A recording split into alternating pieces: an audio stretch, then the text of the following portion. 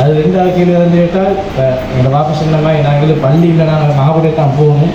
சரி, நான் 5 நேரம் விமாஜமாக விட்லாம் தொழில் மழை காலங்களில் வந்து எங்களுக்கு சேர்த்து தொழில் முறையில் வந்து அதை தெளிவு பண்ணி மழை காலம் வந்தால் சேர்த்து தொழலாம். நாங்கள் வீட்டில் தொழில் 5 நேரமும் இந்த நாங்களும் வீட்டில் நிச்சய வேலையை போகிற பேசி பள்ளி இல்லா சுற்றி நிற்பண்ணம் எங்களுக்கு எதாவது தெளிவு. சரி, மழை நேரத்தில் வீட்டில் இருந்து நாங்கள் ஜம்மு செஞ்சு கொள்கிறோம், என்ன நிலைமைன்னு கேட்குறாங்க. நபி ஸல்லல்லாஹு அலைஹி வஸல்லம் சொன்னதாக ஒரு செய்தி வருது. நபிகள் நாங்கள் மதீனாவிலே மழை காரணம் இல்லாமல் அச்ச சூழ்நிலை இல்லாமல் மதீனாவிலே நாங்கள் ஜம்மு செய்யக்கூடியவர்களாக இருந்தோம். ரசூலுல்லாஹ் காலத்தில் நாங்கள் ஜம்மு செய்யக்கூடியவர்களாக இருந்தோம் என்று வருது. இப்போ மழை காரணம் இருந்தால் அதே மாதிரி அச்சமான சூழல் இருந்தால் தான் ஜம்மு செய்யலாம் என்று விளங்குது. அது இல்லாமலேயே சில நேரம் என்ன செய்வாங்களா, மதீனால ஜம்மு செஞ்சுக்கிறாங்க. ஜம்மு செய்கிறதுண்டா லுஹரோட அசரையும் மஹ்ரிபோட இஷாவையும் சேர்த்து தொழுறது. இது ஒரு பிரயாணத்தில் பொதுவாக கஸ்ரு செய்யலாம், சுருக்கி தொழலாம். 4 ரக்காத் கொண்ட தொழுகைகளை 2ஆக சுருக்கலாம். உள்ளூரில் இருக்கும்போது ஜம்மு செய்யலாம். எப்போ பொதுவாக பிரயாணத்தில் தான் ஜம்மு செய்யணும். ஆனால் உள்ளூர்லே இருக்கும்போது ஜம்மு செய்வதற்கு எப்போ அனுமதி கிடைக்கும் என்றா, மழை காரணமாக இருந்தால், அச்சமான சூழ்நிலை இருந்தால். இப்போ கொரோனா டைமில் வெளியே போகலாம். தொடப்பயம், பேசப்பயம், பரவரப்பயம், இந்த பலகப்பயம், சமைக்கப்பயம், பரிமாறப்பயம், கிட்ட நெருங்கினாலே ஓடுற பயம் என்று எல்லாமே மீட்டரின் ஜீவத்தை வேண்டாம். 1 மீட்டர் ஒரு கையளவு தூரத்திலே பழகிக்கோங்கன்ற மாதிரி வந்துருச்சு. பயந்தாங்களா, வெளியவே வர முடியலையா, அச்சமான சூழ்நிலை, ஒரு நோய் காரணமாக அச்சமான சூழ்நிலை. அப்போ என்ன செய்யலாம், ஜம்மு செய்து தொழலாம். அல்லது தேர்தல் நாள், எங்கே என்ன நடக்குமோ தெரியாது, கட்சிக்காரங்களை அடித்து கொள்ளுவாங்க, கர்ஃப்யூ போட்டான், வெளியே வரவானம் என்றான், ஊரடங்கு சட்டத்தை போட்டான், அச்சமான சூழ்நிலை, தாராளமாக என்ன செய்யலாம், எங்களுக்கு வந்து ஜம்மு செய்து கொள்ளலாம்.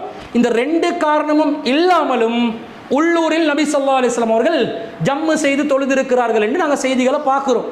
அப்போ மழை பெய்தால் ஜம்மு செய்து தொழலாம்.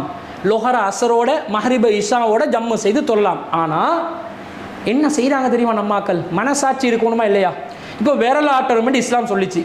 விரல் ஆட்ட சொன்னோடனே நம்மாக்கள் எப்படி ஆட்டுறான், ஒருத்தன் ஆட்டுறான், பல்ல போய்ட்டு அவ்வளோ ஆட்டுறான். ஆட்டினோடனே பக்கத்தில் இருக்கிறவங்க பார்க்க போல எரிச்சல், செய்தானுக்கு எரிச்சல் வரும் தானே, அவனுக்கு எரிச்சல். நபி வழியை செய்யும் போது அவன் எரிச்சலில் கத்துறான். இவனும் அவன் எரிச்சலை தூண்டுற மாதிரியே உருன்றான். சில பேர் என்ன செய்வான்டா, ஆட்டுவான் போயிட்டு பட்டும் படாமலும். அவன் அங்கிட்டு பார்க்க போல கீழே ஆக்குறது, இங்கிட்டு பார்க்க போல மேலே ஆக்குறது. அதாவது நபி வழியையும் செய்யணும், அடியும் விழுந்துடக்கூடாது. அவன் எப்படி 2 in 1. இந்த இடத்துல நாங்கள் என்ன சொல்லுவோம், ஃபாஸ்ட்டாக செஞ்சதாகவும் வரலை, ஸ்லோவாக செஞ்சதாகவும் வரலை, நடுநிலையை கடைப்பிடி. இதானே மனசாட்சி, நடுநிலை. இப்போ மழை பெஞ்சிச்சான், இவர் வீட்டில் ஜம்மு செஞ்சு தொழுவாராம், வியாபாரத்துக்கு வெளியே போவாராம்.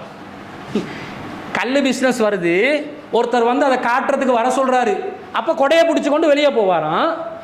இது வந்து நான் பொதுவாக சொல்கிறேன், நான் உங்களோட நிலைமையை கருத்தில் கொண்டு நான் வருவேன், கோவிக்க வேணாம். அப்போ கொடையை பிடிச்சி கொண்டு வெளியே போகிறாராம் வியாபாரத்துக்கு, அதே கொடையை பிடிச்சி பள்ளிக்கு போகிறதுக்கு இயலாவாம். அப்போ இந்த மழையோட நிலைமை என்ன, கொஞ்சம் தூறல் வந்தாலே ஜம்முவா? அது இல்லை. எப்போ ஜம்மு செய்யலாம், எங்களுக்கு சலுகை தானே தரப்படுது. எப்போ சலுகை, முடியாத சூழ்நிலை, வெளியவே போக முடியாதா, முடியாத சூழ்நிலை வருகிறதா, அப்போது நீங்கள் என்ன செய்யுங்க, ஜம்மு செய்து கொள்ளுங்கள். இதானே அடிப்படை.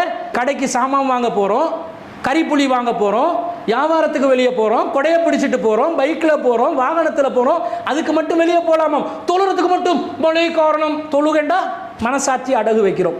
அப்போ அதில் நாங்கள் நீதியாக நடந்து கொள்ள வேண்டும். வெளியே சாதாரண செயல்களுக்கு போகலாம் என்றால் அதுக்கு மழையை காரணம் காட்டி ஜம்மு செய்யணும் என்றது இல்லை. போகவே முடியாத சூழ்நிலையா ஜம்மு செய்யலாம். ஆனால் சகோதரர் என்ன கேட்குறாருண்டா, நமக்கு தொழுறத்துக்குரிய பள்ளி வாசலே பக்கத்தில் இல்லை, ரொம்ப தூரம் போக வேண்டி வருது.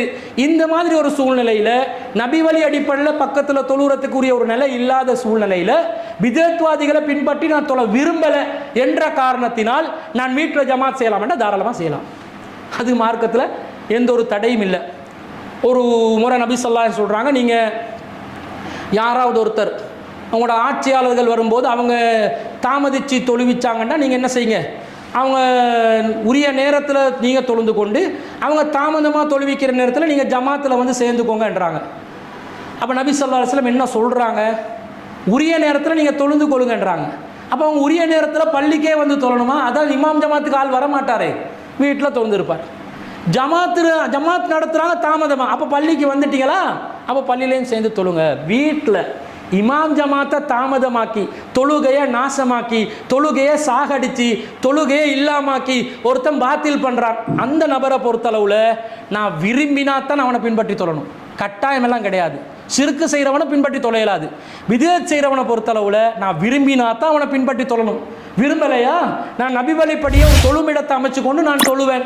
யாரும் அப்படி செட் ஆகலையா, நான் வீட்டில் தொழுந்துட்டு போகிறேன். என் மனைவி மக்களுக்கு நான் ஜமாத் நடத்திட்டு போகிறேன், என் பெற்றோர்களோட சேர்ந்து என் பிள்ளைக்குட்டிகளோட சேர்ந்து நான் ஜமாத் நடத்திட்டு போகிறேன் ஒருத்தர் முடிவெடுத்தா எந்த வகையிலும் அது நபி வழிக்கு மாற்றமானது இல்லை. அந்த மாதிரி சிச்சுவேஷனில் ஒரு மழை காரணமாக வந்து பள்ளியே பக்கத்தில் இருந்தால் போயிட்டு இருக்கலாம், ஆனால் ரொம்ப தூரமாக போக வேண்டி வர்ற மாதிரி ஒரு சிரமம் இருந்தால் அந்த நேரத்தில் என்ன செய்யலாம்? தொழுறது மார்க்கத்தில் தடையில். இஸ்தஃப்தி கல்பக்க, உங்களுடைய உள்ளத்தில் ஃபத்துவா கேளுங்க, உங்களுக்கு தெரியும் எது சரியானதுண்டு. மார்க் அடிப்படையில் ஆதாரம் இருக்குது. இதை இப்போ நடைமுறைப்படுத்துவது மனசாட்சிக்கு உகுந்ததா? மார்க்கம் வந்து உங்கள்கிட்ட தீர்ப்பு கேட்க சொல்லுது, அந்த மனசாட்சியின்படி தீர்ப்பளிச்சுக்கோங்க.